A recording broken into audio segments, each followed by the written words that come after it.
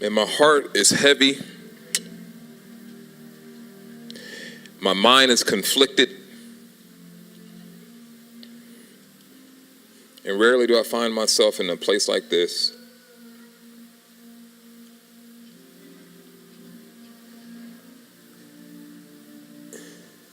See, God is up to something and has been up to something, and we're all a part of that something. We're in this one another series right now. Right now.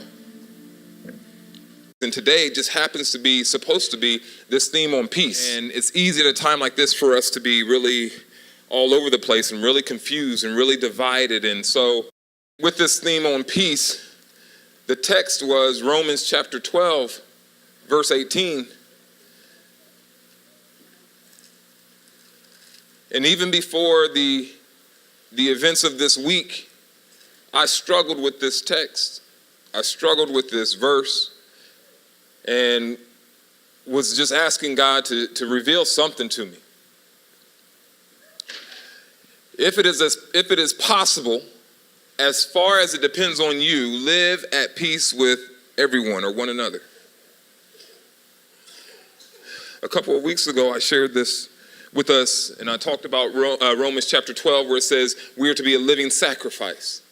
And I told those of you who were here how divided the church was, right? There were the Gentile Christians and the Jewish Christians, and they all thought that one was better than the other.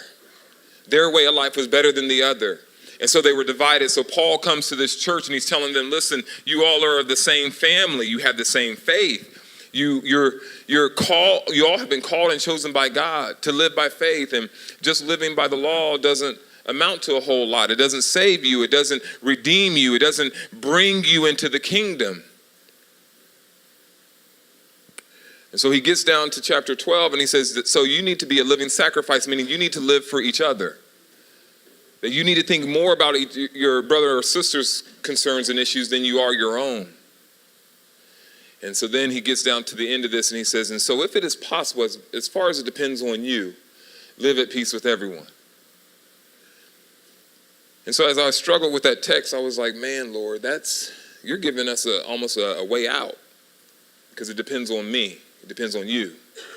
And so if I don't want to, I won't. Right? If I can be honest, that's kind of how we do it, isn't it? We know what the word says, but if we don't feel like it, we won't. And we don't, because it's our prerogative. And so I was kind of sitting with that text, and then as the news started to roll in,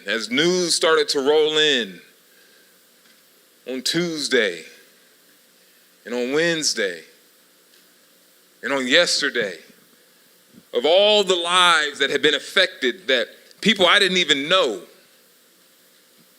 my life and my thoughts are now converging with theirs.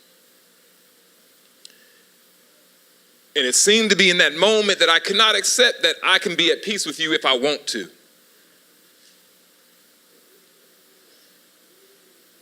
That I can't be as callous or casual as I'd like with that. That what the word is actually saying is it's not even a commandment.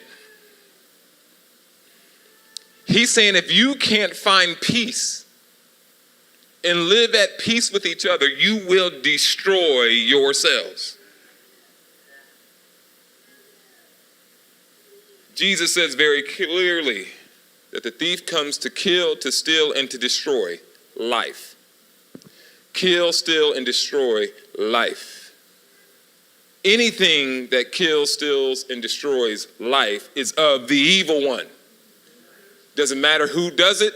Doesn't matter how we justify it. I don't care if it's by the hands of the military. I don't care if it's by the hands of authority. I don't care if it's by someone in the street. Anyone who steals, kills, and destroys life is coming under the spirit of the evil one. Because Jesus says very clearly, I came that they might have life and have it abundantly. So what I began to realize is that life matters. Not black life, not white life, not blue life, not yellow life, not tan life. Life matters, period.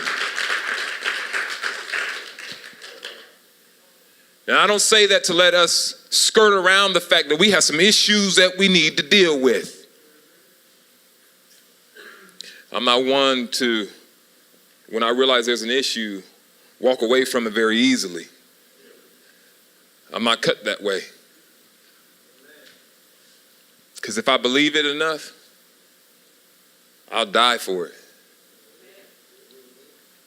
And I'm willing to die for life. Sounds like a contradiction, doesn't it? I just believe that that's what Jesus did. He died so that you and I could have true life. Not superficial life, not fake life, but real abundant life, eternal life. He said eternal life was to know him and God the Father who sent him. And there are people who don't know God. And so because they don't know God, they're living and moving under the spirit of the one who steals, kills, and destroys life. And it doesn't matter.